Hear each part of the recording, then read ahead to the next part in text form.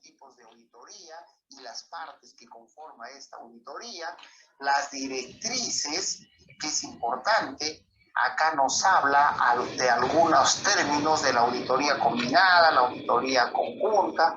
Les parece un catálogo de términos básicos para no confundirnos y en qué parte del proceso de auditoría se va a encontrar cada uno. Como mencionaba, el tema que hoy día vamos a poder revisar es servicios auxiliares y ventilación en minería.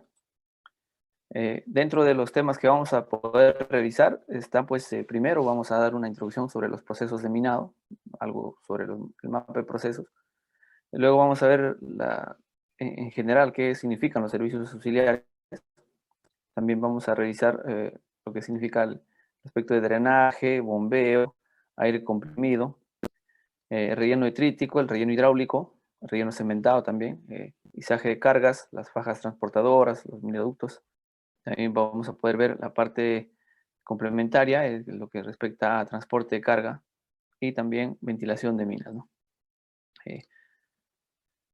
Indicaba que la actividad minera, que es demasiado importante dentro de nuestro entorno económico como país, nosotros, quienes estamos muy relacionados al sector, entendemos pues todas las operaciones unitarias en general, ¿no? El proceso empieza pues desde la parte de inspección, la seguridad siempre, ¿no? Al área de trabajo. Luego pasamos a revisar lo que significa ya cada una de estas actividades, que por sí pues empiezan por la ventilación, luego la extracción de la carga rota, puede ser mineral o desmonte, pasa también por un desate, ¿no? Un desate de rocas sueltas, ¿ya? Y luego a un sostenimiento que va a depender mucho de la característica geomecánica de la roca, y de ahí empieza a hacerse el trabajo pues ya de perforación, ¿no? Perforación del frente mismo, y pasa a ser cargado, ¿no? Una vez cargado, la siguiente etapa es el chispeo. Lo mismo sucede de repente para tajo abierto, ya claro, las imágenes vamos a mostrar más adelante, pero en sí el ciclo de minado es continuo, ¿no? Porque una vez que se realiza el carguío o el chispeo de la detonación, vuelve a fragmentarse la roca y volvemos a la etapa inicio de ventilación. Entonces, dentro de todas estas etapas, los parámetros más importantes que gestionamos pues van a ser siempre los indicadores de productividad, ¿ya?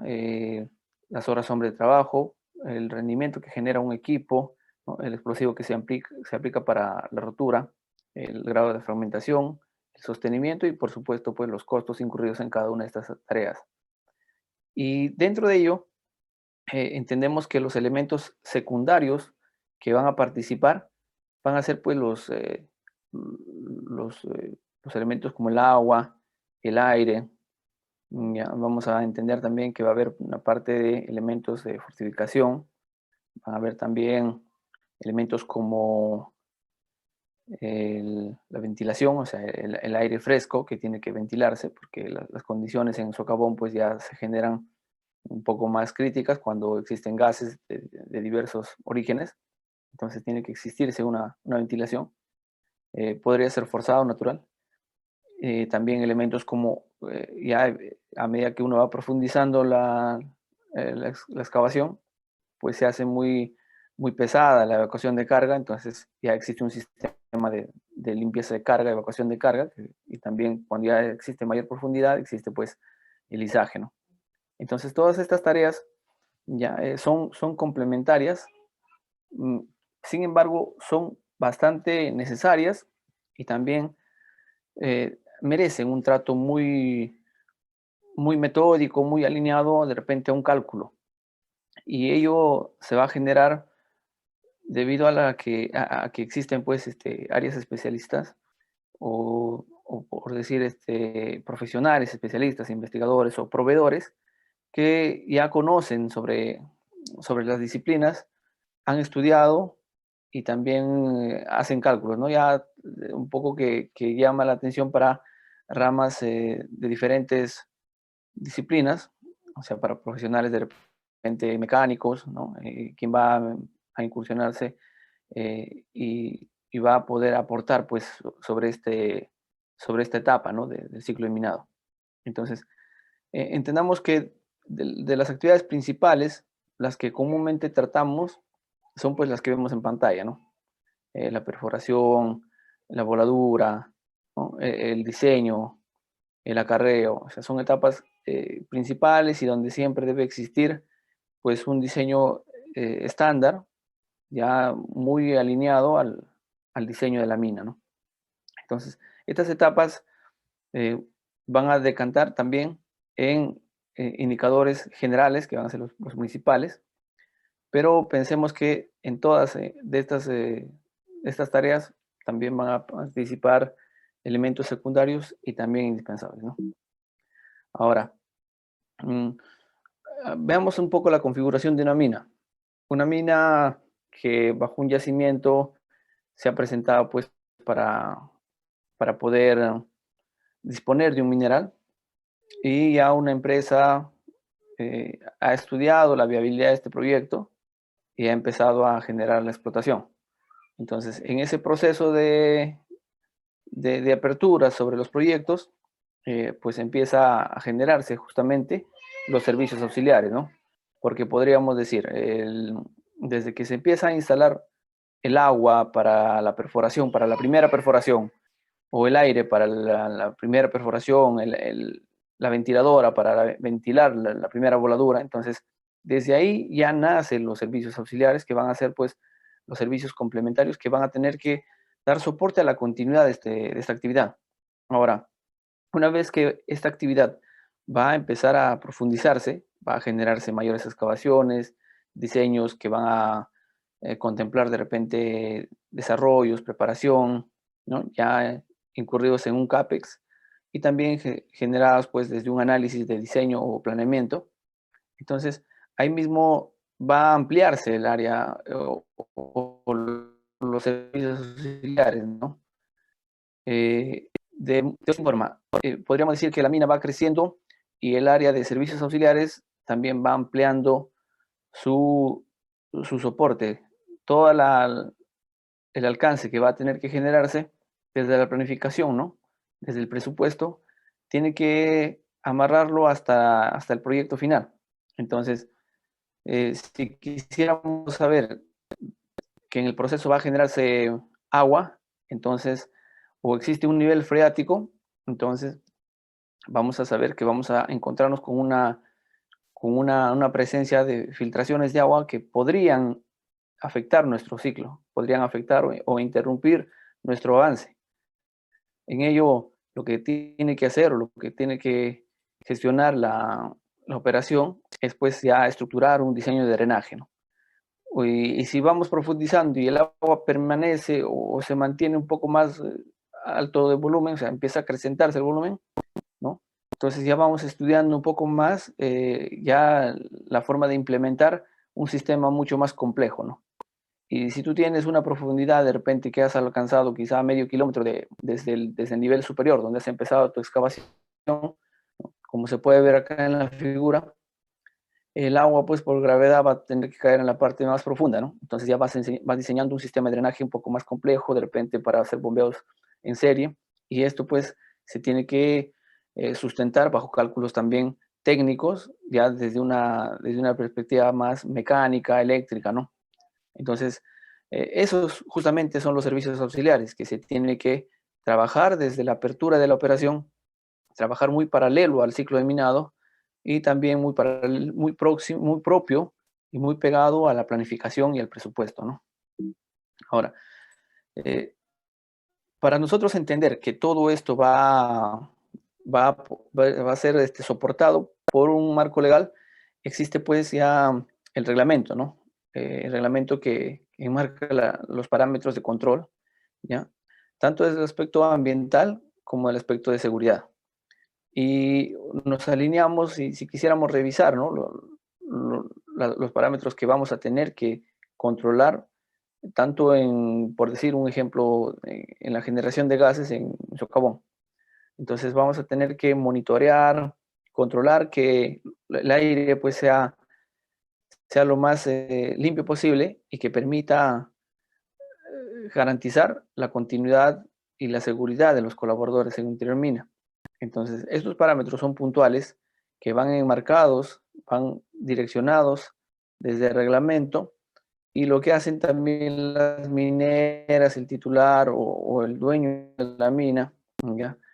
En caso de pequeñas mineras también, lo que ejecutan es pues ya sus reglamentos propios, ¿no? Reglamentos internos, los reglamentos de trabajo, reglamentos de la compañía, ya un poco que estructura la información, te da un poco más de alcance para que estos parámetros de control, sea infraestructura, ventilación, agua, requerimiento de agua, drenaje, izaje, ¿no? Entonces, todos estos lineamientos respeten siempre el reglamento o los parámetros que te exige la norma, ¿no?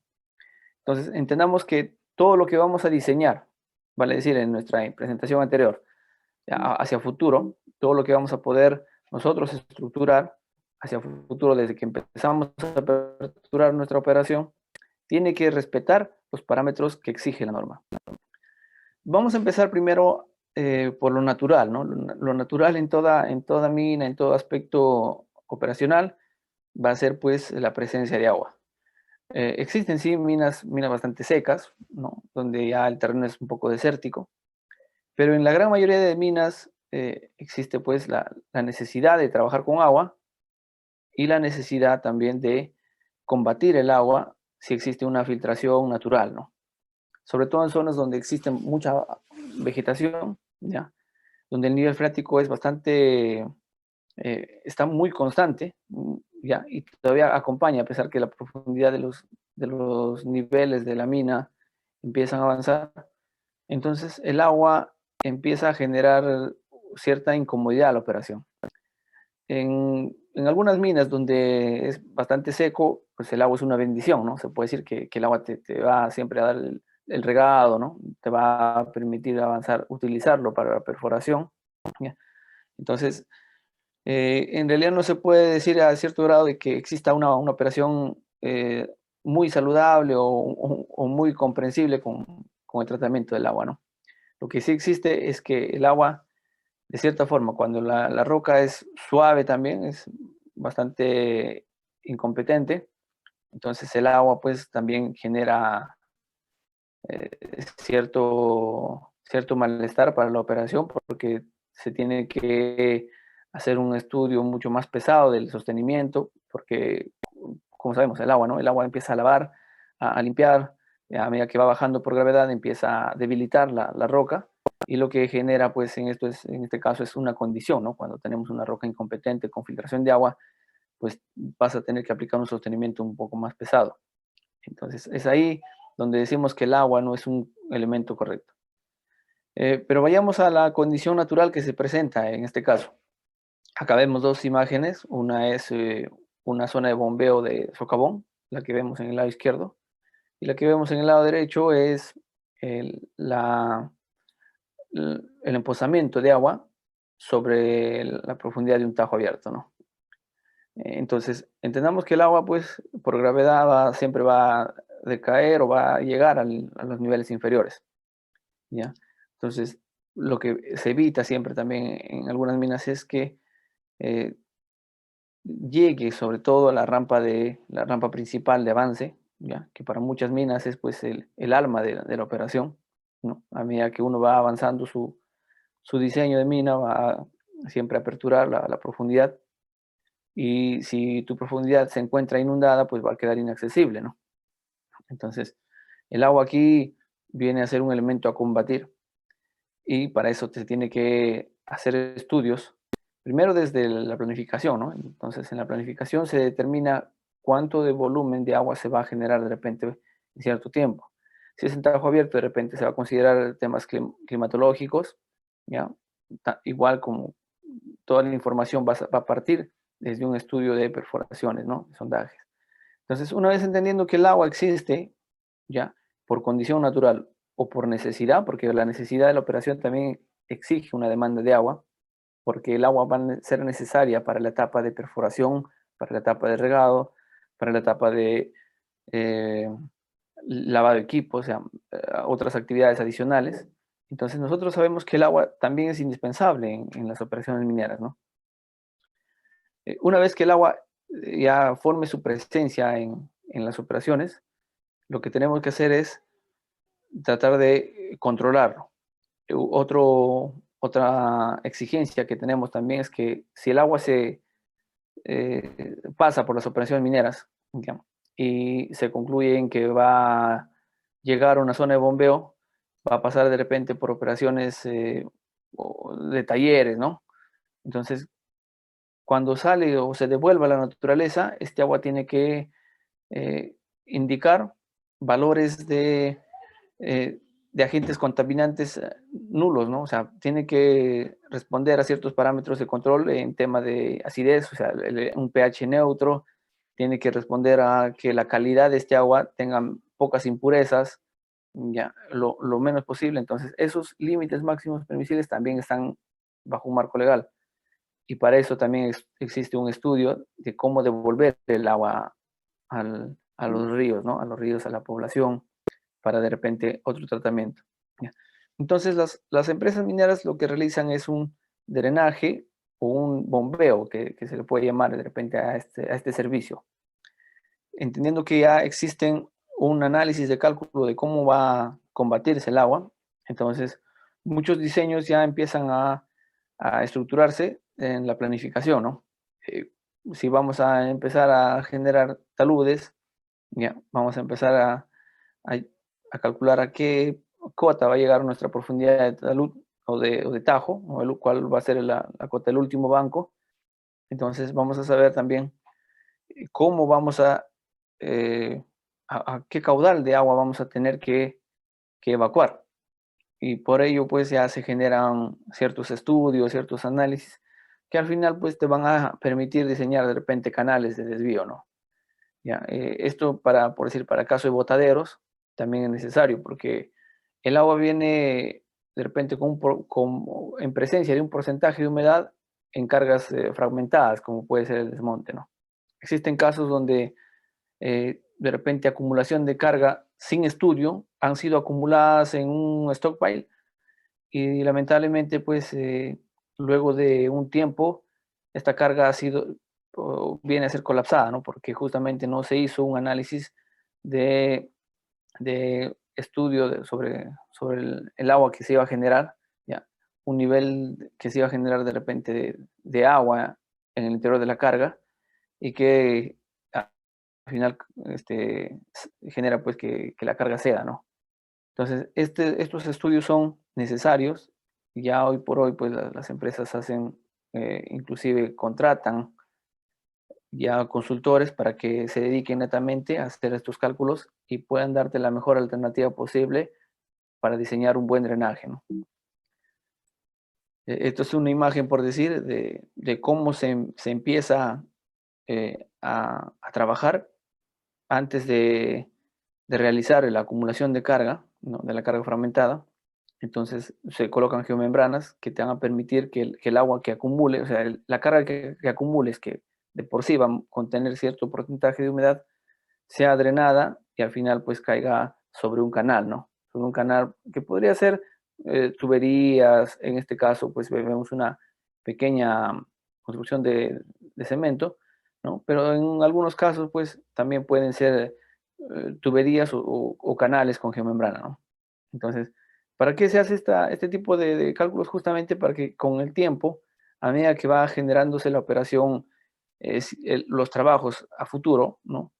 Estemos preparados para que el agua o lo que se genere sea correctamente tratada, ¿no? En caso de botaderos, en caso de canales eh, o actividades que van muy relacionadas a la actividad minera, pues todo lo que genere la operación minera en movimiento de tierras, ¿ya? En movimiento de carga, ¿ya? En desconfigurar la naturaleza, pues tiene que ser tratada, ¿no? Porque al final es parte de nuestra responsabilidad también como ejecutores, tener este control, llevar bien los parámetros de tratamiento y responder pues ante una fiscalización, porque lo que va a pasar siempre es que vamos a tener que responder a un control que rige el Estado, ¿no? Mediante OSINERMIN o mediante la Autoridad Nacional del Agua, van a poder indicar, el mismo ministerio, de Energía y Minas, Ministerio de Ambiente, vienen y supervisan, ¿no? Cuál es el control, cuál es el tratamiento que está dando para temas de calidad de agua y cómo se está devolviendo a la naturaleza. Entonces, lo que vemos hasta ahora es la parte del tratamiento de agua en la superficie. Sin embargo, cuando las operaciones son un poco más intensas, más complejas, como el caso de minería en socavón, pues lo que se va a tener que trabajar en este caso ya pues va a ser un estudio mucho más entendible de la estructura interna del laboreo. Entonces, los estudios previos nos han determinado de repente que existe un nivel de la napa freática, ¿no? O nivel freático. Estos estudios nos han determinado que a futuro vamos a tener mucha presencia de agua. O de lo contrario, los estudios nos han dicho de repente que hay muy poco indicio de agua, pero sí vamos a poder controlar el agua de la operación, o sea, el agua que necesitamos para el ciclo de minado. Entonces, lo que va a diseñarse en el presupuesto va a ser pues las bombas que van a ser necesarias para que ese caudal de agua que va a afectar la operación sea distribuida, ¿ya? Y sea llevada a superficie, ¿no? Es ahí donde aplicamos nosotros el diseño de bombeo. Y el diseño de bombeo también viene dado por un cálculo mecánico, ¿ya? Un cálculo de capacidad eléctrica también, donde no solamente participa el minero, ¿no? El minero de por sí es el ejecutor, es el que va a gestionar toda la excavación, ¿ya? Y los servicios auxiliares, pero las otras disciplinas como la mecánica, ¿ya? La mecánica de fluidos y la eléctrica también van a tener que participar en este estudio porque son pues quienes van a tener que dotar de todas las competencias e indicar cuáles van a ser las capacidades de bombas, ¿no? Las recomendaciones que se va a tener que trabajar, ¿no? Entonces, ellos van a poder aportar mucha información para el diseño integral de la mina. Si tenemos un estudio que nos va a permitir de repente una mina a 20 años, sabríamos qué bomba vamos a comprar de aquí a 10 años, ¿no? Entonces, muchos de estos estudios que son especializados no solamente eh, caen en la responsabilidad del ejecutor minero, ¿no? Sino también de un consultor, de gente mucho más especializada mediante estudios de hidrogeología, ¿no? Mediante estudios mucho más complejos que te permitan entender cuánto va a ser el caudal de agua que vas a tener que tratar en todo el periodo que dure la mina, ¿no?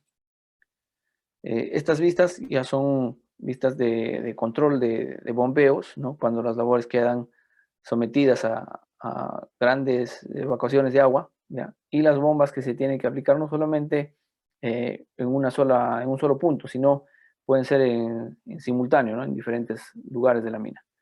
Y para entender que en el mercado también existen diferentes tipos de bombas, ¿no?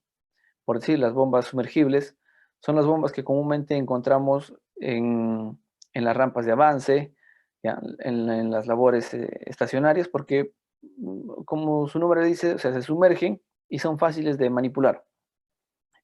Eh, Hoy por hoy ya la norma nos exige que estas bombas deben ser tratadas con un control adecuado, porque las bombas son alimentadas bajo energía eléctrica. Como ven aquí hay un cable negro, ¿no? La energía eléctrica, y lo amarillo es una boa, ¿no? Que es donde ya sale el agua para ser expulsada. Entonces el cable negro contiene pues una fuente eléctrica. Claro que la energía para poder ser manipulada tiene que estar totalmente bloqueada. Sin embargo, para el tratamiento, para el manipuleo, para el control, ya pues se ha desarrollado bastante la técnica de movimiento de bombas, ya control de los electricistas, tienen procedimientos bastante rigurosos que puedan revisar que no exista pues energía, ¿no? Sobre la bomba antes de ser manipulada. Entonces, estas bombas vienen a proporcionarte la facilidad de poder bombear pequeños volúmenes de agua, ¿no? Y rápido, ¿no? Entonces, la energía también que te va a proporcionar aquí va a ser siempre de 440 voltios. Lo que más nos importa como operadores en tema de bombas es pues, ¿no? La diferencia que se va a tener de nivel a nivel hasta el punto de bombeo, ¿no?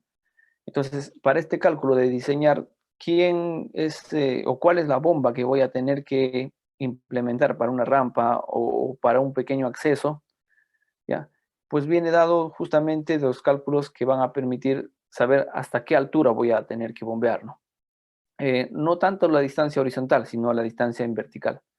Entonces, la distancia en vertical, desde el pozo donde voy a bombear hasta el punto de evacuación, donde dejo la carga, pues ahí es donde se hace el cálculo, ¿no?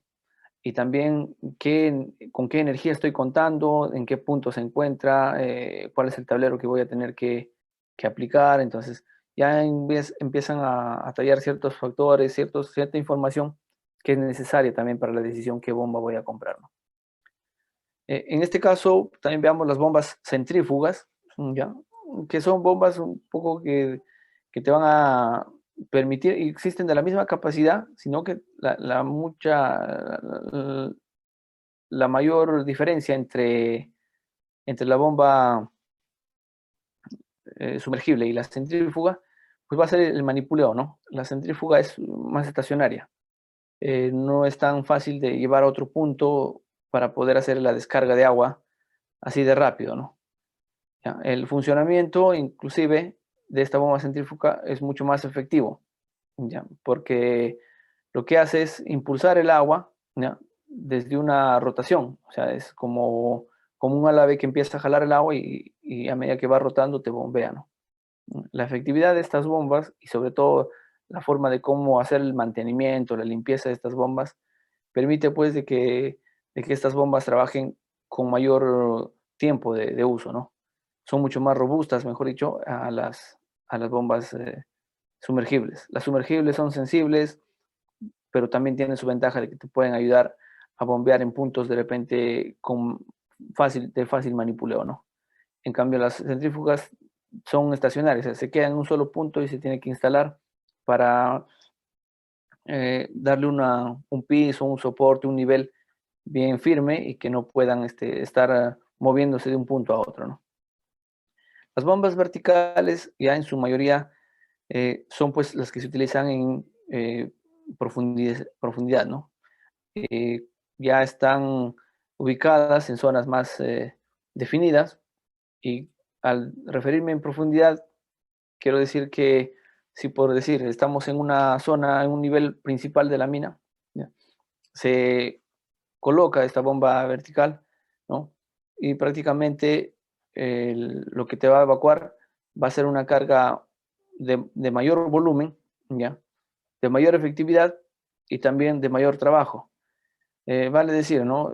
Si yo haría una comparación entre la sumergible, la centrífuga y la vertical, pues las sumergibles las uso para labores de mayor dinámica, ¿no? O sea, las que avanzas, las que estás avanzando y donde te vas a empezar a mover, o sea, sacas dentro del ciclo de minado, ¿no?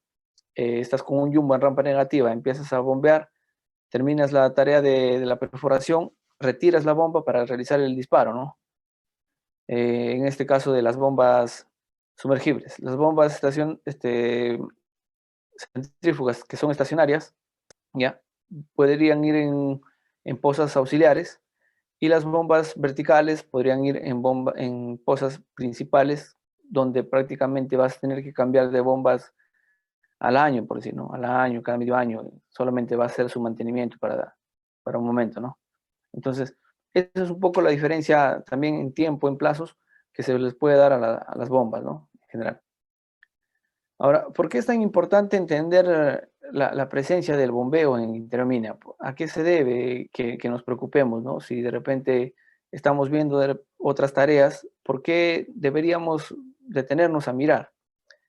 Hay dos aspectos indispensables que comprender aquí, ¿no? Las bombas funcionan a través de energía y la energía en una mina donde de repente el agua es demasiado intensa, ¿ya? Se va a tener que consumir de manera constante, porque hay minas donde se detiene 1 o 2 horas la energía, o sea, hay un corte de energía general, y vale suficiente tiempo de 2 horas para poder inundar las labores, ¿no?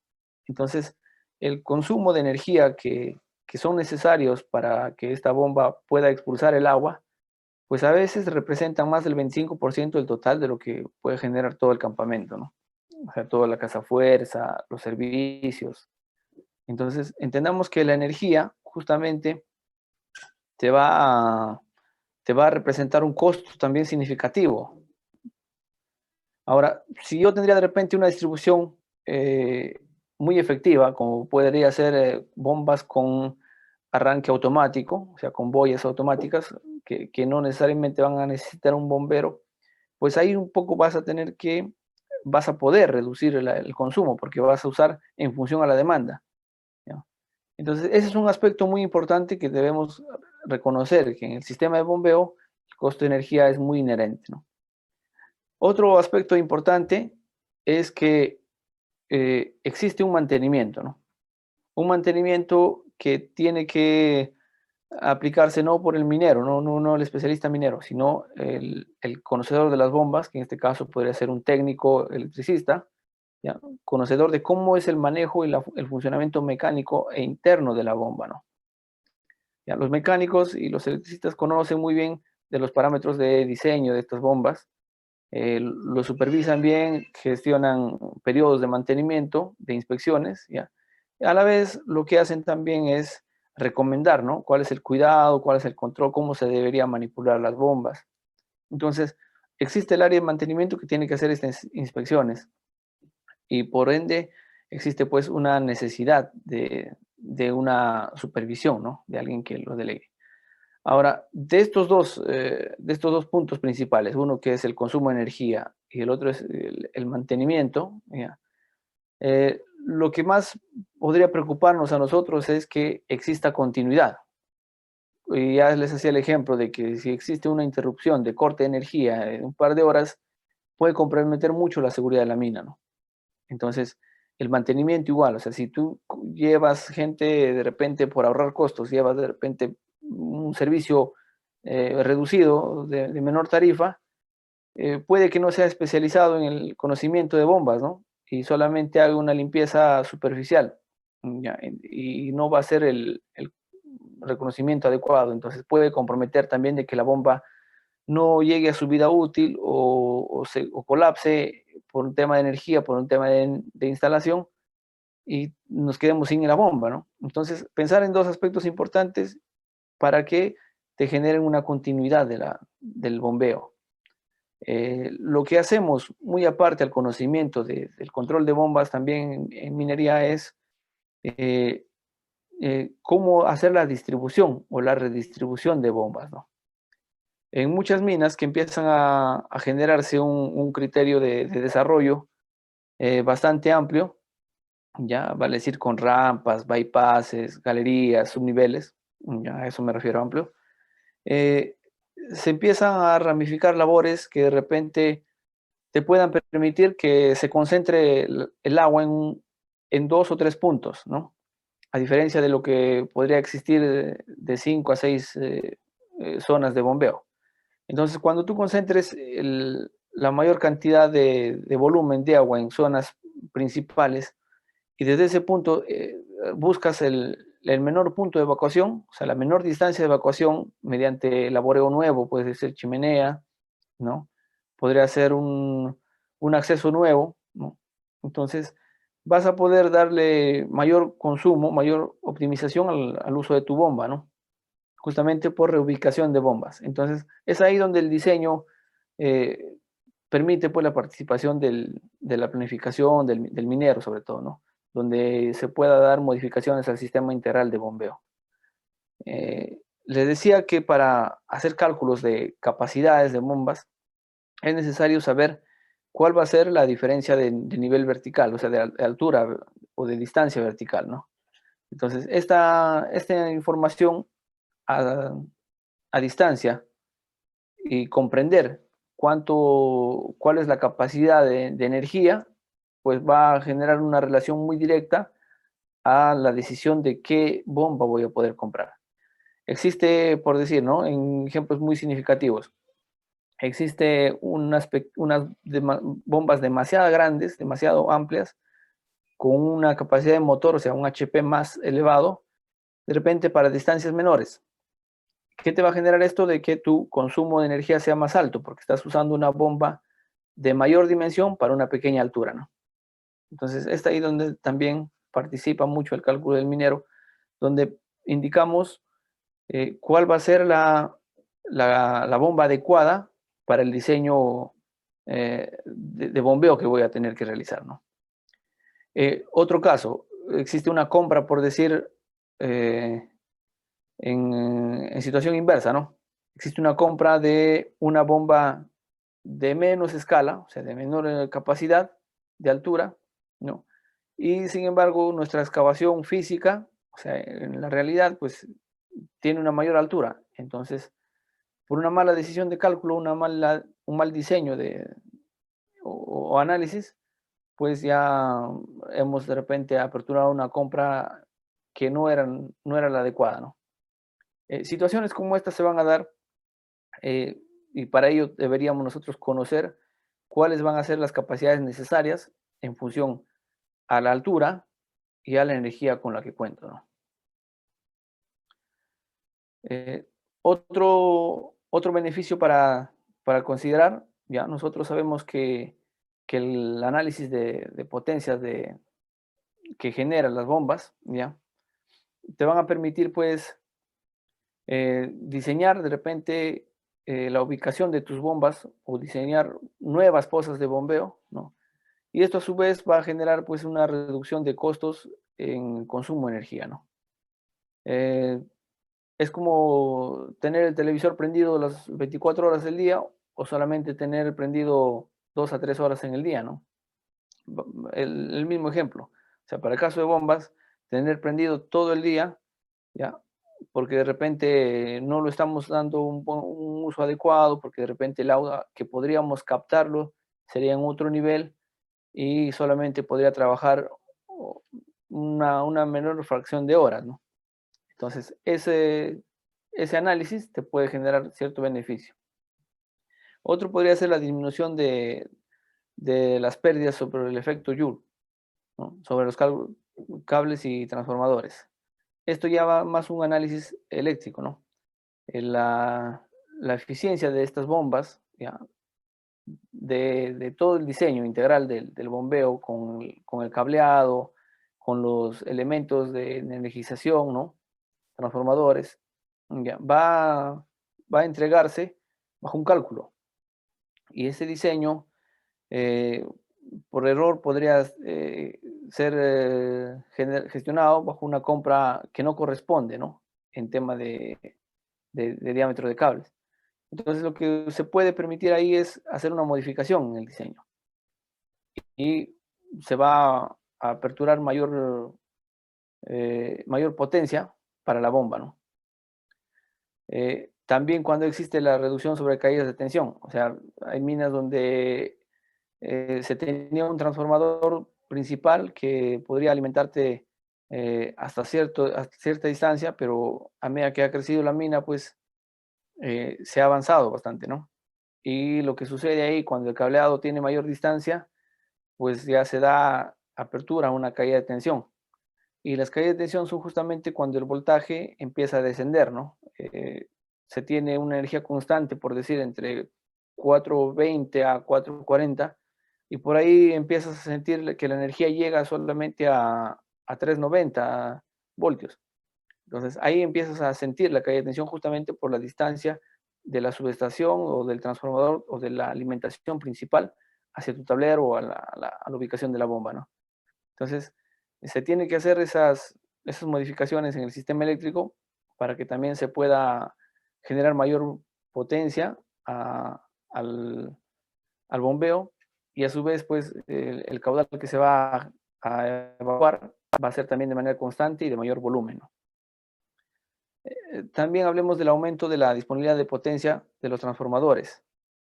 Eh, la alimentación que llega, la carga que alimenta las bombas, sobre todo en bombas principales o en estaciones de mayor envergadura, ya, de mayor potencia, vale decir, eh, son pues las que te van a mover de repente el costo, porque cuando tienes de repente solamente una zona principal de alimentación en la mina, ¿ya?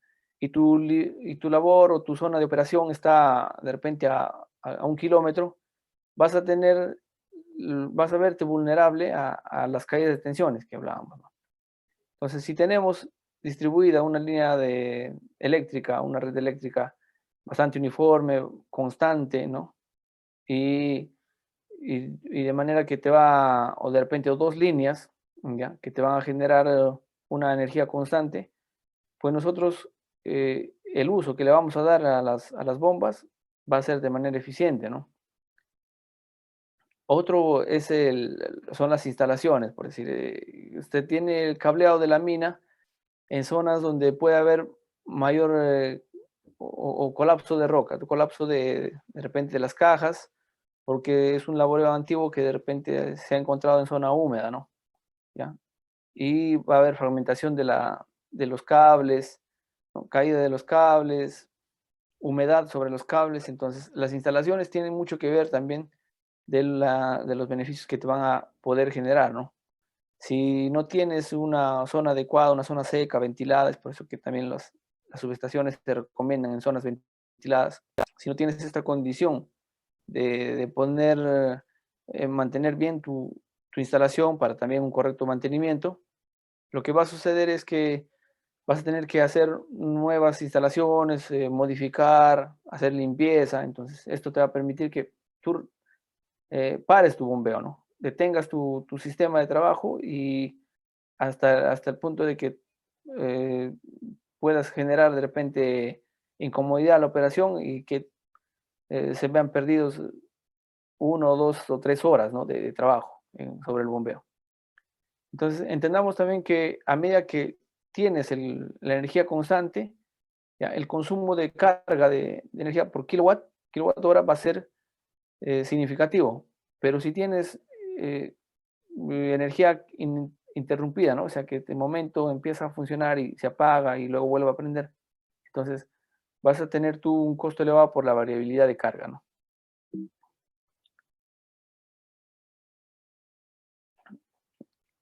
Bueno, ya casi pasando a la parte final del tema de tratamiento de aguas, ¿ya? Es también obligación por la parte legal y por la parte de responsabilidad social que nosotros sepamos cómo administrar estas aguas, tanto para el reuso en interior mina, reuso en planta, ¿no?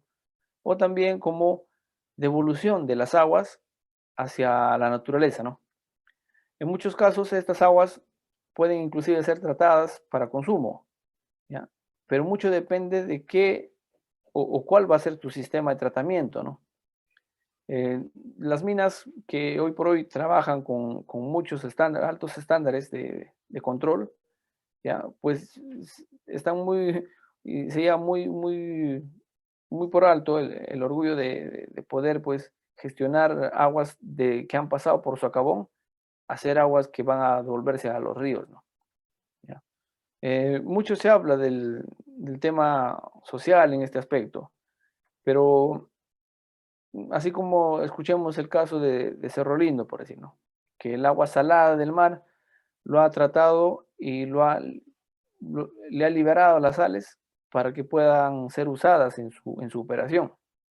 Entonces, lo mismo pasa con las aguas que han pasado de repente por soluciones ácido-ferrosas, que han llevado pues de repente cierta calidad de finos que puede ser contaminante y que llegando a la planta de neutralización o planta de tratamiento, ¿ya? Han sido purificadas, ¿no? Al punto de poder ser tratadas y devolverse al río. Entonces, las empresas que han alcanzado estos niveles de control, ya llevan pues ese orgullo de poder gestionar cierta responsabilidad social de manera muy optimista, ¿no?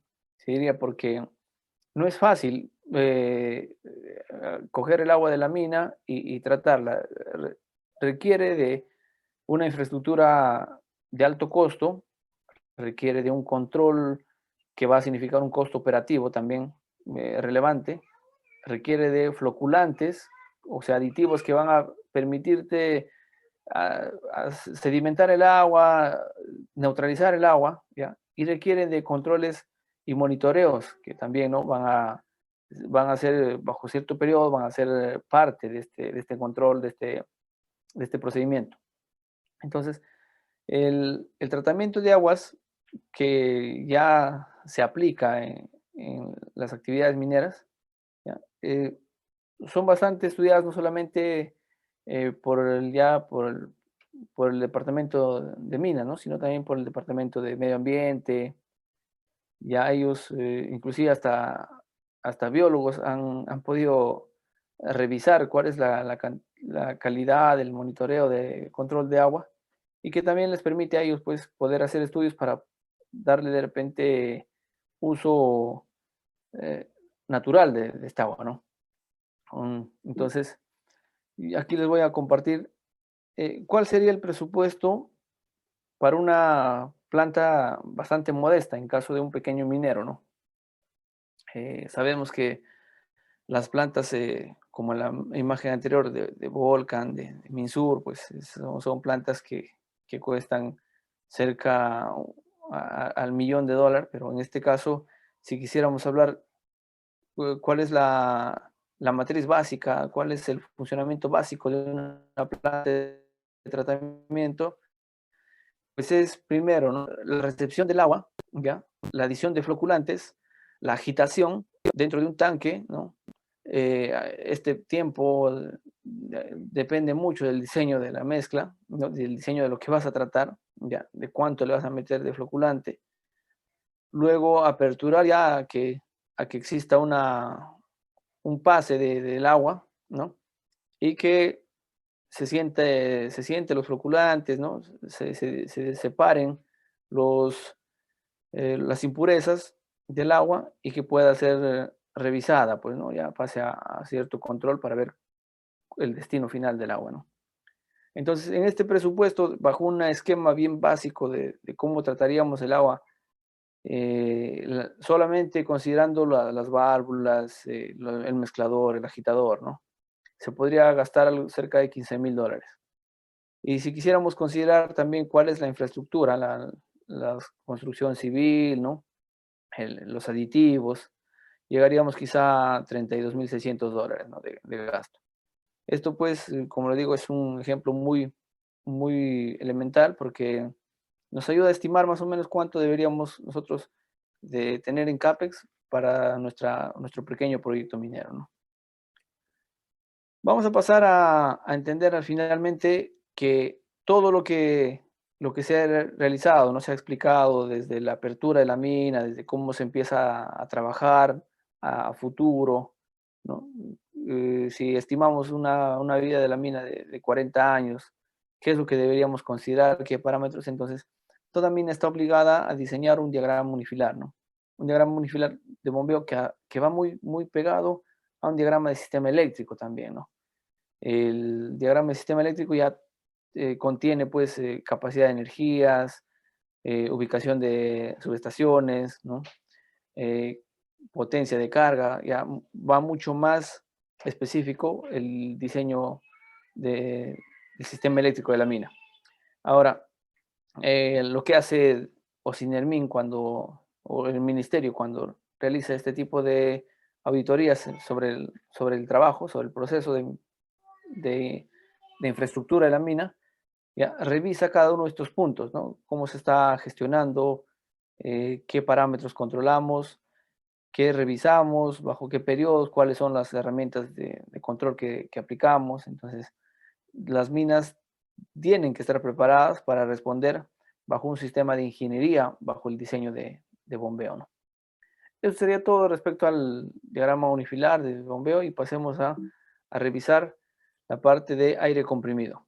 Otra actividad necesaria para la operación minera es pues el aire necesario para ejecutar perforaciones, por si no.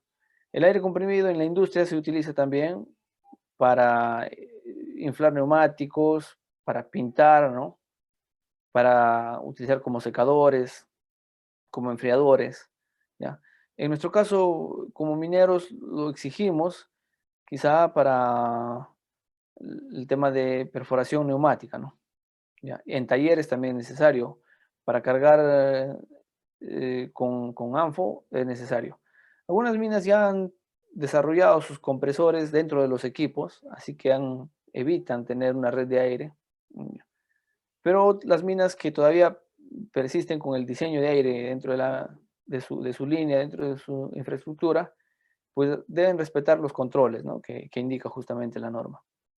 El aire comprimido, pues, te permite tener, para las perforadoras, vale decir, te permite tener un sistema de empuje, ¿no? Quizá un poco más barato que el hidráulico, ¿no? Es por eso que las minas todavía convencionales utilizan este sistema de inyección de fluido, ¿no? Como es el aire comprimido.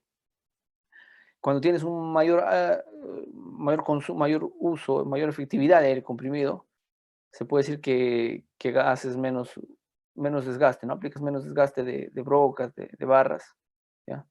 También en tema de limpieza, ¿no? De limpieza de carga, como puede ser las palas neumáticas, ¿no? Ahora, las compresoras que se tienen en interior mina, ¿ya? O en la casa fuerza, ¿ya? Que va siempre en superficie, y las compresoras que se tienen ya de los equipos en interior mina, tienen el mismo principio. Reciben de un motor, de un generador eléctrico, puede ser eléctrico o un motor diésel también, ¿ya? Reciben cierta energía, ¿ya? Cierta carga, para que el compresor pueda generarte aire, ¿ya? Que pueda almacenarse en una botella ¿no? O en un recipiente y empieza a liberar presión, ¿no? Es necesario entender este principio dentro del sistema de trabajo, porque nosotros deberíamos saber primero que existe un control de bloqueo de energías y el aire ha generado muchos eventos en interior mina justamente por falta de este control, ¿no? El aire viene a expulsar pues cierta liberación de energía que podría lastimar, accidentar o hasta matar. Entonces debemos tener claro de que el aire comprimido, ¿ya? Desde su funcionamiento, eh, por más ventaja que te trae para las operaciones mineras, también eh, implica cierto riesgo, ¿no? Eh, el aire hay que entenderlo desde la capacidad que te genera en los pies cúbicos por minuto, ¿ya? Para también saber que existen controles eh, para separarlo del agua, ¿no? Como por decir los purificadores. En la compresora se genera pues el aire que tiene cierto grado de contaminación, ¿no? En este caso puede ser el agua, pequeñas partículas, que a medida que va generándose mayor volumen de aire, el agua va formando, ¿no? Va formándose. Y cuando tú en el recipiente tienes una considerable porción de agua, pues el aire no es efectivo, entonces siempre tienes que purgarlo. Otro elemento auxiliar que podría ayudarte son pues los depósitos de aire o los pulmones, ¿no? Estos pulmones te generan que se incremente la presión. Si un compresor se encuentra distante de las operaciones, el aire que va a llegar desde un punto de manera directa va a ir reducido, ¿no? O sea, a medida que va saliendo expulsado el aire comprimido, hasta llegar al punto final, va a perder presión. Lo que te ayudan la función de estos depósitos de aire ¿ya? Va a ser de ayudar a incrementar, a subir, ¿no? La presión justamente de este mismo aire. Estos son los elementos que nos ayudan a optimizar el, el caudal de aire. Ahora, de otro lado, entendamos también que existe el caudal y también existe la potencia, ¿no? A medida que nos alejamos del nivel del mar, cualquier motor, sea de cualquier tipo, va perdiendo eficiencia. Este es un cálculo que parte desde un análisis ya estudiado de que a medida que va subiendo de altura, ¿no? Va a existir una capacidad de pérdida, ¿ya? Un porcentaje de pérdida de potencia, ¿no? De potencia y también de caudal. Entonces, aquí en la tabla es muy representativa. Por decir, las minas que hoy conocemos están pues entre 3.000, 4.000 hasta 5.000 metros sobre el nivel del mar, ¿no? Eh, recordando que 15.000 pies representa 5.000 metros sobre el nivel del mar, entonces podríamos hacer la equivalencia de cuánto de pérdida de porcentaje tenemos sobre el caudal y sobre la potencia, ¿no? Esta tabla es bastante, da bastante ayuda cuando, por decir, los pequeños mineros quieren llevar su compresora, que en Lima te puede funcionar por una compresora de 3 martillos, ¿no? Te puede funcionar muy bien, pero ya sabiendo que vas a llegar a un nivel de 4.500 metros sobre el nivel del mar, ¿no? Vas a perder pues un porcentaje significativo, prácticamente entre 33 y 35% de la capacidad. Entonces ya vamos a pensar que no solamente voy a tener una compresora de 3 martillos en nivel del mar, sino ya van a ser quizás 2 martillos, ¿no? Entonces, ese análisis nos ayuda a interpretar qué inversión vamos a tener que hacer a inicio del proyecto. Estoy hablando de ejemplos a pequeña escala, pero también se hacen consideraciones a mayor escala, ¿no? Como el caso de empresas grandes que todavía trabajan con sistemas de aire complejo.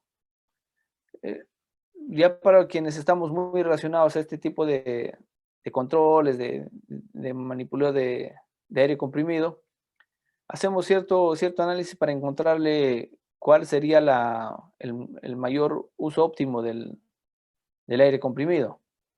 Aquí voy a mostrar dos casos muy prácticos, ¿ya? En principio se tiene pues que todas las máquinas en la mina no van a trabajar siempre a la misma hora, ¿no? Vale decir, tienes 5 labores en interior mina y en 5 puntos vas a necesitar aire y vas a tener de repente una compresora o 2 compresoras en superficie. Entonces todas no van a trabajar o todas las máquinas no van a trabajar a las 9 o 9 en punto de la mañana, todas en simultáneo, ¿no?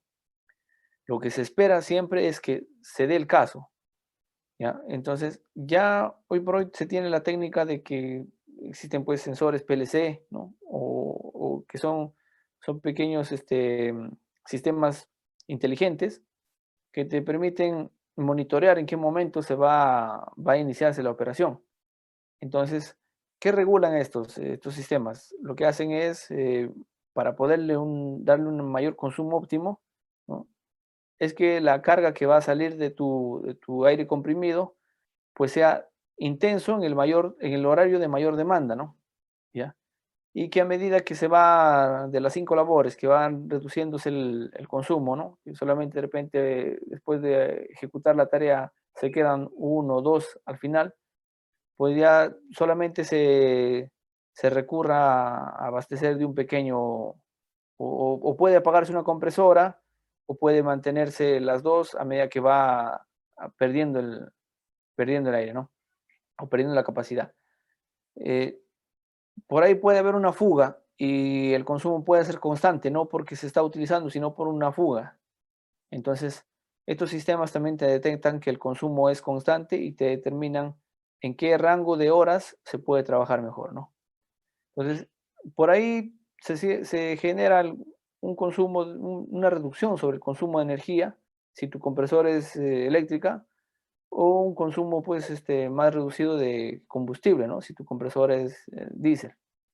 Entonces, estos sistemas te permiten llevar un mejor control, te permiten cuál es la indicación o el indicador de mayor frecuencia, ¿no? Y te van a arrojar también mucha estadística, ¿no? Mucha información. Lo que hacemos también en el proceso de inspección para los que supervisamos servicios auxiliares es que las tuberías no tengan fugas, ¿no? La troncal principal se use en su mayor estructura posible, porque si dentro de la red se tiene aperturas o pequeños orificios sobre la tubería, ¿no?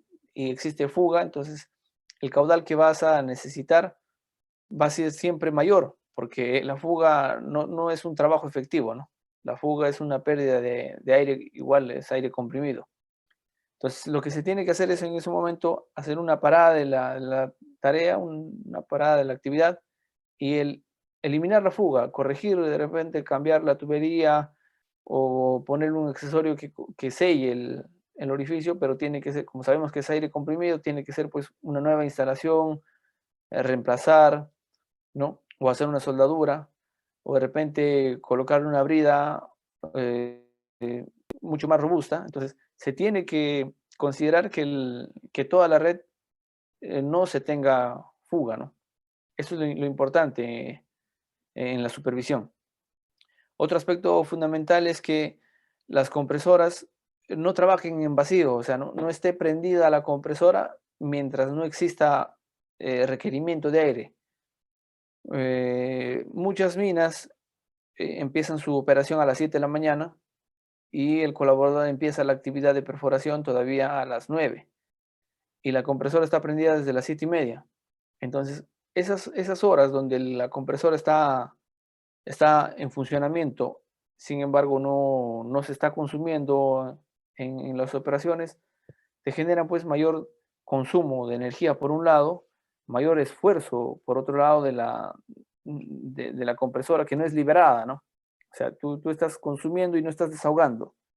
Y también por otro lado es que el que está recibiendo toda la carga va a ser pues la red, la tubería, ¿no? Y justamente es ahí donde se empiezan a generar las aberturas, en tuberías de mala calidad empiezan a rajarse, ¿no? Y al final eso termina en una fuga, ¿no? O una rotura de tubería. Entonces, esa relación de comunicación entre la operación y el servicio auxiliar de aire comprimido, entonces mucho depende de una efectividad de tiempos, ¿no? Y lo último, pues, es que se debe hacer inspecciones muy periódicas. Ya, si se hacen instalaciones, ya, y se hacen de repente pruebas en vacío sobre la instalación, ¿no? Y lo dejamos libremente hasta sin revisar al final, sin hacer una inspección previa, ¿no? Podríamos nosotros caer en el juego de que hacemos la instalación sin control, ¿no? Entonces, ¿qué se tiene que aplicar ahí? Siempre las inspecciones. El colaborador siempre tiene que reportar donde empieza a existir pequeñas aberturas, pequeñas fugas que son sonidos intensos y se tiene que priorizar la eliminación de fugas, ¿no? Otra consideración es que debemos saber que para nosotros hacer un diseño de qué compresora vamos a tener que implementar en el servicio, ¿ya? Debemos tener claro qué maquinaria estamos utilizando en el proceso, ¿no? En este caso, las maquinarias, por decir, aquí vemos un ejemplo de cuál es cuáles son los metros cúbicos o pie cúbico por minuto, perdón, ¿ya? O los FMs que se necesitan por equipo, ¿no? En este caso, las YACLES, que son los más comunes en el requerimiento de aire comprimido, necesitan 180 CFM. Sabemos que también las máquinas chocreteras, ¿no? Entonces, esta lista de requerimientos es necesaria saber, porque en función a ello, lo que va a hacer el planificador es justamente saber qué compresora voy a necesitar en la operación. Si estoy proyectando que mi operación va a ser convencional y voy a necesitar 5 YACLES, lo que va a hacer simplemente es sumar, ¿no?, la cantidad de CFMs necesarias por cada punto o cada labor que voy a tener que trabajar en simultáneo, ¿no? Este es un ejemplo práctico de, por decir, una mina que cuenta con una serie de compresoras, sin embargo, no las prende todas, ¿no? Ya el jefe de servicios auxiliares en esta mina hizo el seguimiento de que solamente prendía entre 3 y 4 compresores que eran de mayor uso en un periodo de un mes, ¿no? Tiene aquí desde el 1 de enero hasta el 31 de enero qué compresores utilizaba, ¿ya? Y cuáles eran, pues, el consumo diario en kilowatts hora, ¿no? Porque estas compresoras son eléctricas. Al saber el consumo recurrente de sus compresoras, lo que podría hacer es un estudio, ¿no? Entonces, aquí refleja de que lo que, lo que abastecía como desde la casa fuerza o de casa compresora para mina era básicamente 3.500 FM por día. que registraba en lecturas de los manómetros hasta 5.000 CFM por día, ¿no? Y por el lado de consumos, refleja, ¿no? que los consumos, todos los equipos dentro de la mina ya, necesitaban un caudal de 2.800 CFM, ¿no? Le suma aquí un desgaste de herramientas, le suma unos adicionales que podrían ser por supuestas fugas, ¿no? Por pérdida, por fricción, por ciertos parámetros. Entonces, se redondea una necesidad de maquinaria de mina de 3.500 FM. Y lo que se hace es que estamos prácticamente coberturados con el abastecimiento de 4 compresoras, ¿no? 4 o 3 compresoras. También se lleva el registro de los consumos diarios, ¿no? Como ya tiene el consumo de cuántos kilowatts por hora se consumían, ¿ya? Se puede saber qué días era de mayor consumo, ¿no? Existen ya controles, igual por sistema computarizado, de que las compresoras son automáticas, ¿no? Te dan esta lectura, te dicen cuánto de consumo, y que lo que hacemos también en mina es representarlo por el comparativo por el costo, ¿no? El costo de producción. O sea, saber cuántos kilowatts hora hemos consumido en dólares, ¿ya?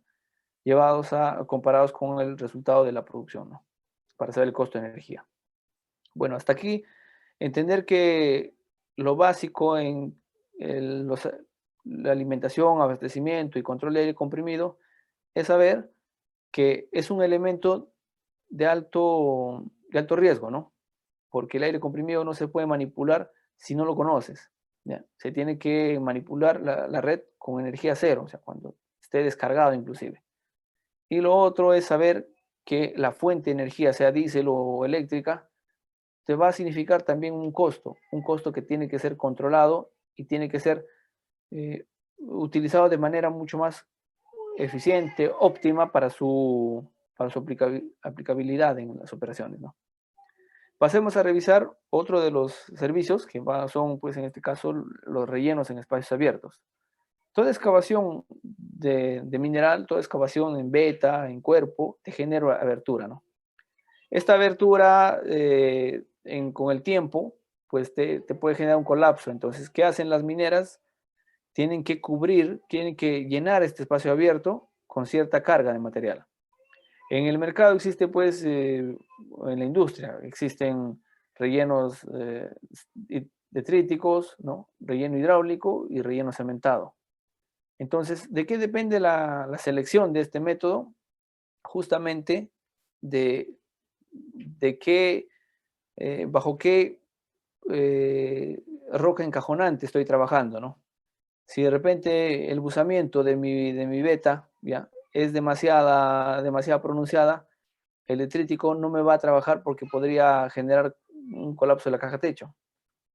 Si de repente el mineral que estoy tratando ya tiene un alto valor significativo, me genera bastantes márgenes, entonces puedo yo analizar cualquiera de las 3 opciones, la cosa es que me salga rentable. Pero si yo tengo un valor de mineral bastante bajo, como puede ser el cobre, por decir en leyes de repente de 0.5% de cobre, entonces de repente el mineral que estoy tratando es bastante, no es económico y no me va a permitir alimentar relleno hidráulico, ¿no? Entonces voy a tener que optar por un relleno de repente detrítico que tiene menor costo, ¿no? O ya no voy a considerar el relleno en pasta. Entonces, otro factor elemental es el valor económico del mineral, del yacimiento, ¿no?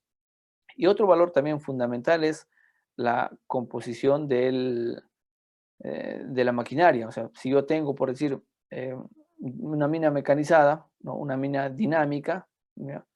Quizá voy a optar por el relleno detrítico porque voy a tener que hacer las instalaciones de acarreo de carga, ¿no? De desmonte.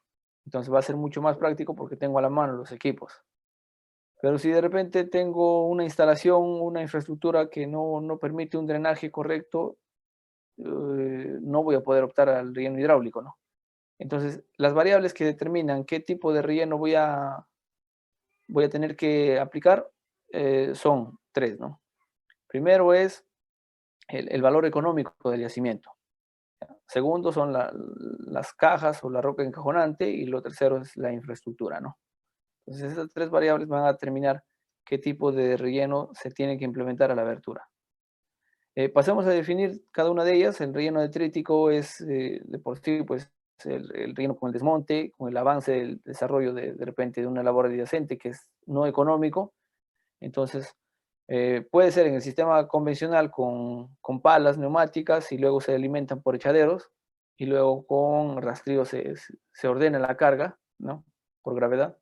O puede ser en zonas, en minas trackless o mecanizadas, que en este caso pues es un método Batch and Fill, donde por un lado se ejecuta la producción de mineral, que es la rotura de mineral, que es lo amarillo, y por otro lado se hace el relleno detrítico, ¿no? Que es carga estéril. Entonces, en este caso mecanizado, igual es económico para la empresa, para el que lo decida, ¿no? Sin embargo, la gran característica es que es puramente desmonte, ¿no? Puramente el fragmento de desmonte o el estéril que sale de la mina. El tratamiento puede ser pues mediante disparos en las cajas, como pueden ser los huecos de perro, ¿no? Los tajeos antiguos que han generado carga, o puede ser pues de labores que se están avanzando, ¿no? De labores de preparación, de desarrollo, de, que están en desmonte, que te van a generar desmonte para justamente para evacuarlas y transportarlas en los espacios abiertos, ¿no? En caso de superficies o minado en superficie, ¿no? Para los tajos abiertos, ya. Puede ser pues de material detrítico de los cerros, ¿no?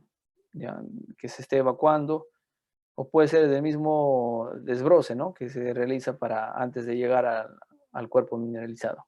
Entonces el tratamiento de o el movimiento de esta carga va a ser pues solamente trasladar carga de desmonte de un punto a otro para eh, darle estabilidad a los espacios abiertos que se rellenan en el tajo. ¿Sí? Igual vemos aquí también el mismo método Batch and Fill, donde por un lado se empieza a generar la rotura del mineral y por el otro lado se empieza a cubrir el desmonte, el espacio abierto con desmonte, ¿no? ¿Cuáles son las desventajas de este método o de este tipo de relleno? ¿Ya? Justamente que eh, te permite pues que el mineral económico roto, ¿no? En la limpieza final se diluye, ¿no? ¿Ya? Se contamine, se mezcle con el relleno. Otra desventaja es que no se puede empaquetar bien las cajas, ¿no? Existen espacios abiertos, caja techo, caja piso, que pues por la volumetría o la granulometría que tiene el desmonte, no cubre de manera uniforme los espacios abiertos, ¿no? Te genera unas burbujas de aire que en algún momento podrían ceder a ciertos esfuerzos de las cajas y podría afectar la estabilidad o comprometer la estabilidad del tajo, ¿no? O de la excavación. También otra consideración que es una desventaja, ¿no? Es que te deja un piso irregular, ¿no? O sea, al final cuando dejas todo de desmonte, te deja pues un desnivel, ¿no? Un momento alto, otro momento bajo, ¿no? Y también que esta distribución es costosa porque tienes que manipular la carga desde un punto a otro, sea de manera manual o con equipo, ¿no?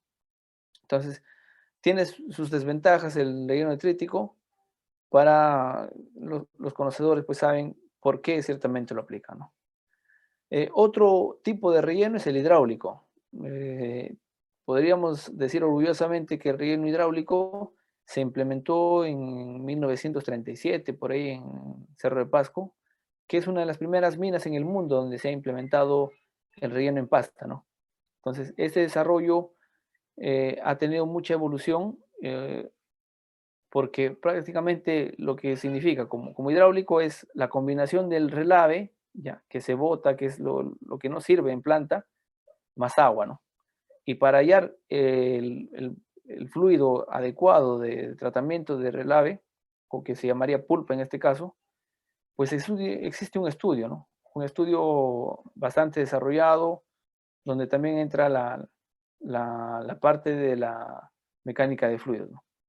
Ahora, revisemos que las aplicaciones, pues, que vas a darle en el relleno hidráulico, como ustedes verán, aquí tenemos una abertura donde las cajas son irregulares, ¿no? Entonces, lo que te va a permitir que el hidráulico con el agua que viene acompañando, pues deberías considerar antes de la aplicación cuál va a ser el sistema de drenaje correcto que tienes, ¿no? En minas donde el sistema de drenaje no es el correcto, o sea, se vive con el agua límite, es muy complicado darle uso al relleno hidráulico. Es mucho más fácil cuando tienes un sistema ya bien definido, bien robusto de drenaje, porque lo que te va a dar al final el relleno hidráulico es justamente la decantación, que va a ser la separación entre los finos de la pulpa con el agua, ¿no? Y el agua va a ir por gravedad siempre a la parte más inferior. Entonces, ¿qué más te genera esta aplicación? Que evita el movimiento de caída de rocas, ¿no? Te da una correcta estabilidad. Esto sí ocupa los espacios vacíos, que no lo hacía el detrítico, ¿no? Esas burbujas de aire que mencionaba ya las ocupa al 100% el relleno hidráulico. Facilita la recuperación de pilares, porque si lo combinas ya con cemento, pues ya le estás dando mayor resistencia y ahí pasas a ser ya relleno cementado, ¿no? Evita también dar o minimizar la subsidencia. Hay menos eventos de subsidencia en tajos donde se rellenan con este tipo de relleno, ¿no? Hidráulico. Estabiliza el macizo rocoso en las minas, o sea, da mayor confianza, el factor de seguridad es mucho más elevado. También para prevenir incendios, ¿no? Incendios o cuando ya exista de repente eh, eh, altas temperaturas que te puedan generar un incendio natural, ¿no? Y por otro lado, pues el aspecto ambiental, ¿no? Que ya le estás dando uso al relave que lo podías disponer en superficie y al disponerlo en socavón o en teromina, lo que estás haciendo es generarte esa, esa disposición, ¿no? Y reduciendo el impacto ambiental, ¿no? El relleno hidráulico ya se ha desarrollado mucho en las minas en el Perú. Se tiene que hacer un análisis de diferentes aspectos, ¿no? Como en el caso, por decir, de el, aquí está, el caso de la pulpa, ¿no? Ya, como sabemos, en planta concentradora, que es ya otro proceso muy también complejo, dependiendo de qué material, qué elemento, qué metales se está tratando, ¿no? El relave lo que va a hacer, pues va a ser el elemento que no sirve de la planta concentradora. Entonces, lo que se hace aquí es captar ese relave y clasificarlo, ¿no? A la clasificación se le puede ver como pulpa homogénea o pulpa heterogénea. También algo que se tiene que estudiar en este aspecto es la gravedad específica de los sólidos, o sea, la densidad de los sólidos que va a contener. Y esto también se tiene que hacer mediante muestreos, porque la pulpa, o sea, el relave que vamos a tener que inyectar a mina, también tiene que ser analizado, ¿no? Mediante un control de densidades, ¿ya? Luego, el tamaño máximo de las partículas, porque sabemos que ha pasado por el proceso de molienda, ¿no? En planta, pues existe una granometría definida, ¿no? Para diferentes tipos de malla. Y eso es lo que deberíamos considerar para justamente considerar qué pulpa vamos a tratar, ¿no? En qué tiempo va a llegar a las labores. Entonces, se tiene que analizar cuál es el tamaño de las partículas, ¿no? Otro es la porosidad, cuál es el volumen de vacíos que va a generar justamente esta granulometría de finos que vamos a coger de planta para usarlo en mina. Entonces, existen ya análisis que van a tener que determinarnos el diseño óptimo del relleno hidráulico, ¿no? ¿Qué es lo que nos conviene utilizar para que nosotros como usuarios del relleno, ya, sepamos pues los parámetros como velocidad de percolación, que vale decir es pues en qué momento, o sea, la relación que vamos a tener, ¿no?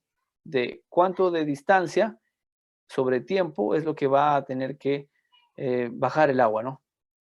Se puede decir que se ha comprobado, ¿no? Que una velocidad de percolación de 10 centímetros por hora es la correcta, ¿ya? Ese es el parámetro que manejamos en minería. Sin embargo, existen pues parámetros menores, ¿no? O sea, que rápido está sentando el agua, o sea, rápido está saliendo el agua, o rápido está bajando el agua de toda esa acumulación, ese depósito de relleno hidráulico, ¿no? O también que existe lo contrario, ¿no? Que no existe eh, esa velocidad de percolación está muy lenta porque de repente contiene mucha agua, ¿no? Un porcentaje de mayor volumen. Entonces, ¿cuáles serían las desventajas que vamos a encontrar, ¿no? Para el uso de la aplicación de riego hidráulico? Ya hablamos de las ventajas, que van a ser sobre todo el factor de seguridad. Sin embargo, las desventajas van a ser justamente la inversión sobre la planta, ¿no? Una planta de riego hidráulico tiene un costo significativo porque solamente no es captar mediante tuberías el relave, sino es clasificarlo, ¿no? Ciclonearlo. También existe pues introducción de agua, o sea, como va acompañado del agua, como vemos aquí en la imagen, este agua va a tener que separarse del fino finalmente, y este fino va a quedar mientras que el agua va a buscar su curso, ¿no? Entonces el diseño, el final, o sea, el nivel inferior de la mina tiene que estar preparada para recibir este volumen de agua. Claro, el agua va a ser solamente agua sin finos, porque justamente se va a tener que trabajar con otros elementos, como puede ser, ¿no? la tela microporosa, ¿no? O el yute. Entonces, va a bajar solamente agua, y agua que a su vez va a contener elementos que han pasado por planta, ¿no? Como pueden ser los sulfuros, ¿ya? O el anhídrido sulfuroso. Entonces, estos elementos van a pasar por el sistema de bombeo, y las bombas que van a bombear esa agua tienen que tener esa resistencia, ¿no? De poder recibir y darle y tener esa durabilidad de las bombas para todo este agua en volumen que va a tener que soportar. Entonces, algo que también analizamos es la velocidad de sedimentación, es el SLAM, ¿no? El SLAM, en qué tiempo vamos a poder tener el seco, el relave, ¿ya? En Tajo, para que mi ciclo de minado se aperture en la siguiente guardia en un par de horas, ¿no? ¿Ya? Esta actividad es muy propia también del lanzado de Shockrete, ¿no? Porque el SLAM se utiliza con un embudo, ¿no? Un embudo que te va a hacer según la medición que ejecutes, ¿ya? Es un estándar, ¿no? Que nos da más o menos un embudo de 30 centímetros de alto, donde el diámetro de la boca mayor es de 20 centímetros y el de la boca menor es 10 centímetros, ¿ya? Y mediante este embudo con un flexómetro vamos a poder revisar cuál es el SLAM óptimo, ¿no? Para el diseño de mi relleno hidráulico. Tenemos aquí algunas vistas de cómo son las plantas de relleno hidráulico. Esto, por decir, es el sistema complejo de Missouri. Está en el relleno ya con pasta, o sea, con cemento. ¿Ya? Y también existen softwares que te hacen el análisis automatizado, ¿no? ¿Ya? Para apertura de válvulas, para control. Ustedes saben que cuando en una planta existe dosificación de cemento, que viene a ser ya el relleno cementado, ¿no? Las válvulas pues ya son electrónicas, y que se tiene que llevar un buen control de la balanza, cuánto de peso está alimentando, cuál es la dosificación correcta. Entonces, ya se tienen herramientas digitales que te pueden permitir este control para una mezcla homogénea, ¿no? Tengo aquí también una vista de cuánto sería el presupuesto para una planta bastante básica, ¿ya? En lo que significa relleno hidráulico. Sabiendo que las plantas básicas no necesitan tanta infraestructura, solamente el criterio de utilizar la alimentación a un nivel superior, ¿no? Que podría ser de un cargador frontal o un scoop, y luego mediante gravedad con agua se puedan mezclar, agitar, y que pueda caer mediante gravedad o sistema de bombeo a los tajos o a la zona donde vamos a rellenar. Entonces, el presupuesto modesto que se tiene para estos casos, ¿no? Un caso bastante típico puede ser pues hasta de 30,000 a 35,000, ¿no? Para este caso es 33,800, ¿no? dólares. Quizá lo recomendable para poder aperturar esto es primero tener pequeñas muestras, sobre todo del relave que estamos obteniendo, ¿no? Porque las muestras de cuánto de la calidad de finos te va a salir pues un menor costo. Una vez que hagamos muestras en pequeñas maquetas, ¿no? En pequeñas proporciones, recién decidamos si podemos invertir o no en la construcción de una planta de relleno hidráulico. Veamos aquí el aspecto de sistema de izaje. ¿Ya? El sistema de izaje es el sistema de acarreo de carga, que para muchos casos es el sistema de en piques, ¿no? Existen minas donde el tratamiento de carga se da en volquetes. En este caso es mediante piques, que para nosotros es importante entender que la estructura también viene dado por diferentes disciplinas, ¿no? Aquí ingresa bastante la parte mecánica, la parte eléctrica, en capacidad de winches, capacidad de cables.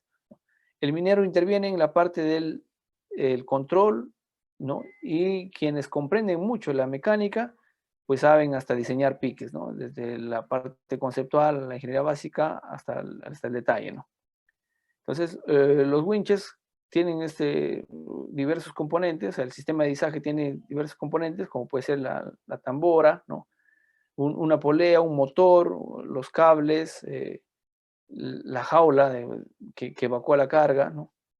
Y mucho depende de los controles que tengamos sobre cada uno de estos elementos, ¿no? Entonces, un servicio auxiliar muy indispensable si tenemos en nuestra mina piques, no solamente para evacuar carga, sino para traslado de personal, también es indispensable entender el riesgo que conlleva, ¿no? Ahora, para saber cuál es el diseño adecuado de un pique, pues vamos a tener que revisar diferentes parámetros de análisis, ¿no?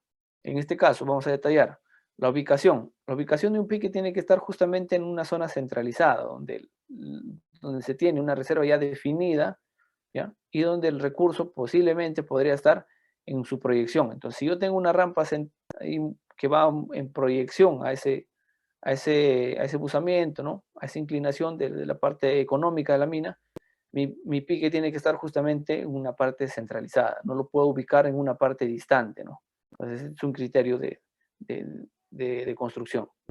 Otro es que deberíamos considerar también cuál va a ser la profundidad. Hay piques que se hacen una primera etapa, 400 metros, donde ya se tiene una reserva, ¿no? Una reserva definida, ¿ya? Donde todavía es recurso, el yacimiento no se ha explorado, todavía está inferido, ¿ya? Se podría proyectar más adelante una segunda fase de pique, pero sabemos pues que se tiene que hacer una zona también que va a generar en unas distante, ¿no? El yacimiento, o sea, no puede ser el pique en medio de la veta, ¿ya? Um, o en zona mineralizada, ¿no? Lo tienes que hacer en una de las cajas. Mayormente se utiliza en la caja piso, ¿no?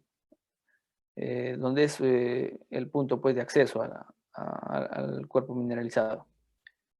La configuración de los piques puede ser de manera cuadrada o de manera circular. Lo más recomendable en estos casos es circular porque la distribución de esfuerzos es mucho más uniforme, ¿no?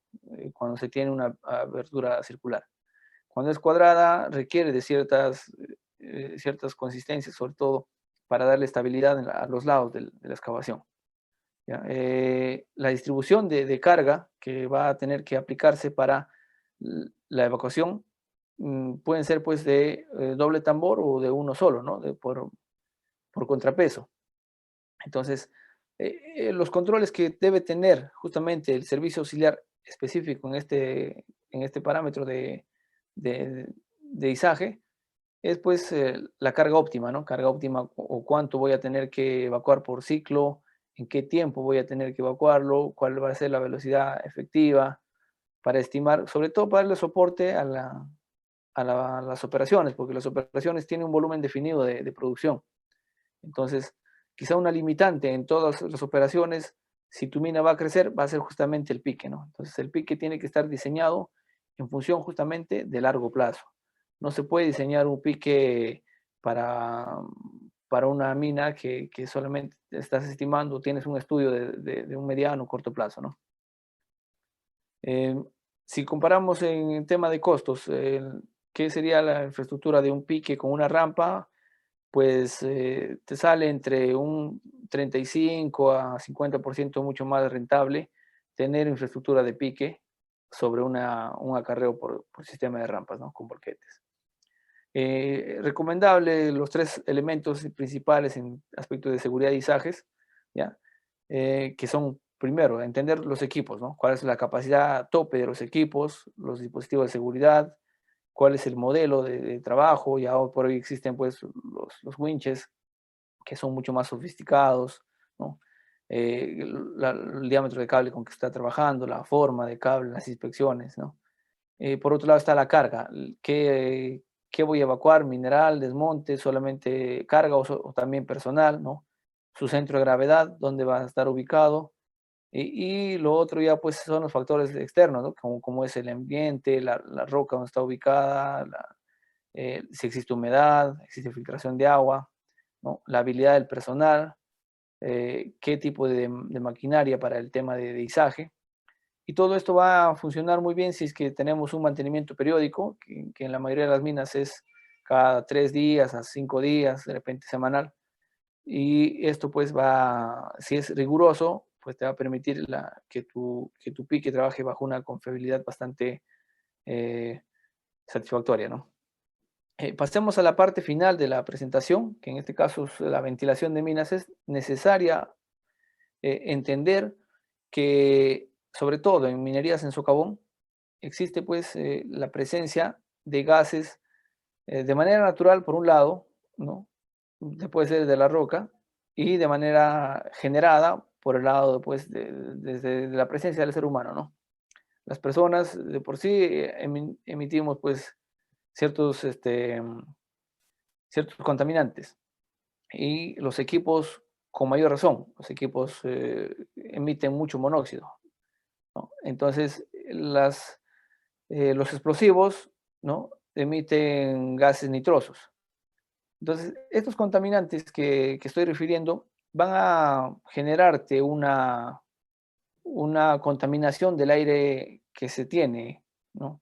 Y si vas profundizando una excavación, esta concentración de gases no necesarios o gases contaminantes, pues van a tener una mayor presencia, ¿no? Entonces, desde 4 aspectos importantes se hace justamente la revisión de estos parámetros, ¿no?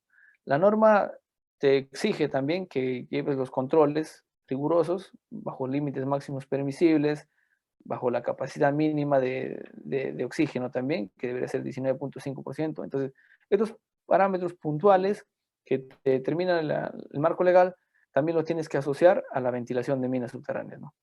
Entonces, empecemos por nombrar justamente qué factores son los que te exigen analizar un caudal de aire en mina. El aire que viene de manera natural, ya, eh, viene compuesto por oxígeno, ¿no? Nitrógeno, hidrógeno, ¿ya? Y otros gases, y que de cierta forma las personas, ¿no? Que vamos a poder respirar oxígeno, necesariamente oxígeno, ¿ya? Y vamos a emanar dióxido de carbono, entonces, perdón, CO2, lo que vamos a hacer nosotros es que, que estos contaminantes se requieran de evacuación, ¿no? Vale decir, por cada persona, a medida que va aumentándose la altura o la altitud sobre el nivel del mar, ya, vamos a tener que implementar eh, ciertos cubos por minuto. La escala que nosotros manejamos en minerías a 4.000 metros sobre el nivel del mar son 6 cubos por minuto por persona. Entonces, si yo tengo en mi cuadrilla o en la guardia de repente 40 personas, lo que voy a hacer es fácil, ¿no? Es multiplicar justamente la cantidad de personas por el volumen que necesito por minuto, ¿no? ¿Ya? Entonces, si tengo una altura de una mina, de repente está a nivel del mar, a 100, a 200 metros sobre el nivel del mar, como podría ser condestable, por decir, ya, voy a tener que aplicarle 3 metros cúbicos por minuto, ¿no? Otro aspecto importante justamente son el consumo de madera. Y ya casi algunas minas no aplican este factor porque las minas son mecanizadas, pero la madera también en su descomposición también te genera cierto tipo de gases, ¿no? Entonces, por eso anteriormente se consideraba cuál era el parámetro de consumo necesario de aire fresco para coberturar la contaminación por uso de madera, ¿no? Otro parámetro importante es el de los motores de combustión, o sea, los equipos por HPs. Entonces se puede decir que son 3 metros cúbicos por cada HP de motor de cada equipo, ¿no? Entonces, es fácil. Acá, por si vemos una tabla donde tenemos los equipos de diferentes motores, diferentes marcas. Un Jumbo Axera tiene 260 HPs, ¿no? Un Jumbo de 2G, ST2G, tiene 150 HPs. Y esto viene dado por la fabricación del equipo, ¿no? O sea, en el manual de los equipos vemos cuántos HP son los que consumen y ahí tenemos que darle su factor, ¿no? ¿Ya? Aparte los HPs que consume, cuánto prácticamente sería lo necesario para coberturar la combustión del motor de los equipos. Y también tenemos otro factor por temperatura, ¿no? Por temperatura, y lo otro es por generación de gases nitrosos, que van a ser ya eh, los gases de voladura. Entonces, una vez que tenemos nosotros calculados cuál va a ser el caudal necesario de aire a cubrir, deberíamos nosotros considerar cuánto es el aire necesario para inyectar. Al hacer esta relación, vamos a revisar la entrada sobre el requerimiento. El requerimiento, ya les dije, va a venir por los cálculos mencionados y la entrada de aire va a venir por el diseño de la ventilación, ¿no? Por el ventilador de repente inyector, ¿ya? Entonces, al hacer este análisis, lo que vamos a hacer es un balance y por decir, esta muestra de cobertura de aire es algo auditable para desde mediana minería a gran minería, ¿no? Necesitamos nosotros tener esta cobertura de manera mensual, bajo periodos de repente semanales, ¿no? Que nos demuestren que ante fiscalizaciones, auditorías mineras, que estamos haciendo un estudio sobre la ventilación. Y aquí vemos ya algunas vistas de ventiladores de mayores magnitudes, ¿no? Operaciones con mayor necesidad de volúmenes de aire para sus operaciones, como también algunos que tienen menores, ¿no? Y justamente hay que hablar que estos controles para niveles de monitoreo de gases, de aire, pues claro, el minero está preparado, pero para comprender el funcionamiento eléctrico necesitamos siempre de los electricistas, ¿no? La parte especializada en la ubicación, la competencia de los ventiladores, pues es justamente los técnicos electricistas. Hablamos ya sobre los ventiladores. Bueno, un ventilador es un equipo que mediante una rotación de álabes te genera, bien puede ser inyección de aire o también puede ser extracción de aire, ¿no?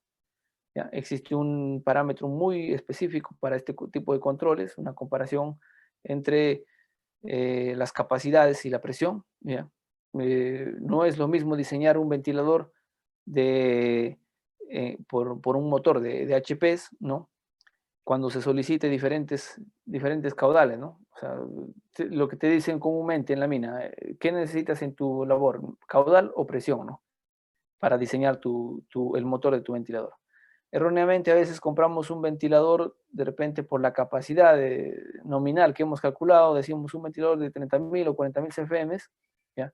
Cuando en realidad lo que necesitamos en nuestra mina es, pues de repente, mayor presión, o sea, mayor funcionamientos del aire que se va a inyectar. Ahora, ¿por qué es necesaria la presión? Justamente porque lo que te va a hacer, lo que va a generar la inyección de aire, ya, va a ser necesario que diluya el gas por el rebote, ¿no? O sea, haga un efecto de rebote. Y es por eso que la norma también se apega mucho a este parámetro de que tiene que ser la manga, tiene que estar ubicada a 15 metros del tope, ¿no? Porque si no, de lo contrario, si estaría a 50 metros, el rebote no existiría, o sea, no iría el aire fresco a chocarse con la pared de la labor para retornar, ¿no? Entonces, este concepto lo tenemos claro, los que entendemos mucho más de cómo trabajar bajo estos estándares, ¿ya? Y lo que nosotros también deberíamos conocer aquí es cuáles son, qué tipo de ventiladores vamos a poder trabajar en nuestras operaciones, ¿no? Pueden ser los centrífugos, ¿ya? Que es un menor caso, ¿ya? O pueden ser los axiales, que en su mayoría pues, son las más comerciales para el sector minero, ¿no? Hoy por hoy existen, aparte de los cálculos que podemos hacer, ya por el tiempo no vamos a profundizar tanto en estos detalles, aparte de los cálculos, la necesidad que tenemos ya para saber cuál es la resistencia de un ventilador, ¿no? Cuál es lo óptimo de consumo de un ventilador, existen también simulaciones, ¿no? Las simulaciones digitales, como el Benzim, que es quizá el software de mayor envergadura para este diseño, ¿ya? Nos permite a nosotros diseñar, ¿no? Simular cuál va a ser la ubicación de ventiladores y también simular qué puntos podríamos bloquear, de repente aperturar, para poderle darle fluidez a la excavación y al aire sobre todo, ¿no? Entonces, el Benzim te permite hacer, sin necesidad de poder exponer o hacer el trabajo de ubicar ventiladores, lo que te permite es simular la distribución del aire, ya cómo te diluye el aire viciado, bajo qué velocidades va a alcanzar, porque justamente las velocidades se tienen que atender porque la norma te exige, ¿no? Cuando tienes, por decir, consumo de ANFO en tus labores, tu velocidad de aire tiene que ser pues entre, o no menor, a 25 metros por minuto, ¿no? Entonces, esos parámetros los determina el Benzim. Te permite simularlo, revisarlo y tomar acción, ¿no? Puedes diseñar hasta bloquear labores, taponear labores, ¿no? Hacer nuevos accesos, chimeneas, y sin necesidad de hacerlo físicamente, sino hacerlo en una simulación. Estas herramientas, además de darte esa vista, esa proyección, también te determinan, pues, en función a la cantidad de recursos que se han tenido, el nivel que estás trabajando, ¿no? Alimentas la información y te genera ya una proyección de gasto, ¿no? O sea, eso es lo bueno de las herramientas de simulación. Bueno, esto es lo que he querido compartir con todos ustedes. Espero que haya sido de agrado y que las cosas hayan quedado claras en este pequeño espacio, ¿no? Muchas gracias.